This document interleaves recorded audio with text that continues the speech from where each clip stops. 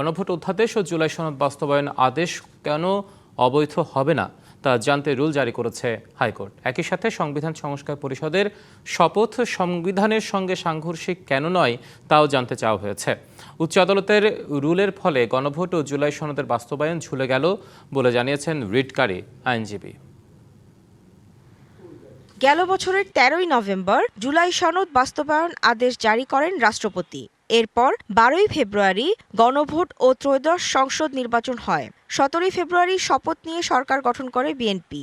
ওই দিন দুটি শপথ নেওয়ার কথা থাকলেও বিএনপির সংসদ সদস্যরা সংবিধান সংস্কার পরিষদের শপথ নেওয়া থেকে বিরত থাকেন। দুটি শপথ নেন জামাত জোটের এমপিরা। সংবিধানের ৯৩ অনুচ্ছেদ অনুযায়ী রাষ্ট্রপতি জুলাই সনদ বাস্তবায়ন আদেশ ও গণভোট অধ্যাদেশ জারি করতে পারেন না, এই যুক্তিতে হাইকোর্টে ২ জন আইনজীবী রিট করেন। এতে জুলাই সনদ ও গণভোট বাতিল চাওয়া হয়। মঙ্গলবার বিচারপতি রাজিক আল জলিল ও বিচারপতি আনোয়ারুল আলমের হাইকোর্ট বেঞ্চ সব পক্ষের শুনানি করে রুল জারি করে। এতে বলা হয়, গণভোট অধ্যাদেশ ও জুলাই সনদ বাস্তবায়ন আদেশ কেন অবৈধ হবে না। একই সঙ্গে সংবিধান সংস্কার পরিষদের শপথ কেন অবৈধ হবে না তাও জানতে চেয়েছে আদালত। হাইকোর্টের এই আদেশের ফলে গণভোট নিয়ে সংসদ আপাতত কোনো সিদ্ধান্ত নিতে পারবে না। মহামান্য হাইকোর্ট আদেশ দিয়েছে যে রাষ্ট্রপতি কর্তৃক প্রণীত ১৩/১১/২০২৫ জুলাই জাতীয় সনদ সংবিধান সংস্কার বাস্তবায়ন আদেশ কেন অবৈধ হবে না সেই মর্মে ৪ সপ্তাহের মধ্যে রুল দিতে বলেছে।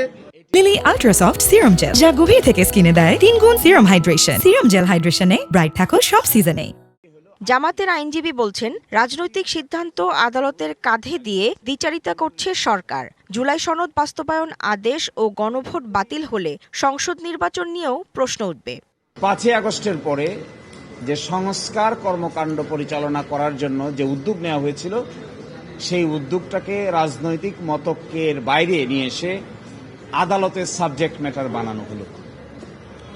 অতীতেও আদালতের সাবজেক্ট ম্যাটার বানানো হয়েছে যে সমস্ত বিষয়কে, যেগুলো রাজনৈতিকভাবে সেটেল করার বিষয় ছিল। আগামী ৪ সপ্তাহের মধ্যে রুলের জবাব দিতে বলা হয়েছে। রুলের নিষ্পত্তি করে গণভোট ও জুলাই সনদ নিয়ে চূড়ান্ত রায় দেবে হাইকোর্ট। এই রিট মামলা শুনানি করার ক্ষেত্রে হুমায়রা ফারুকী, ডিবিসি নিউজ, ঢাকা।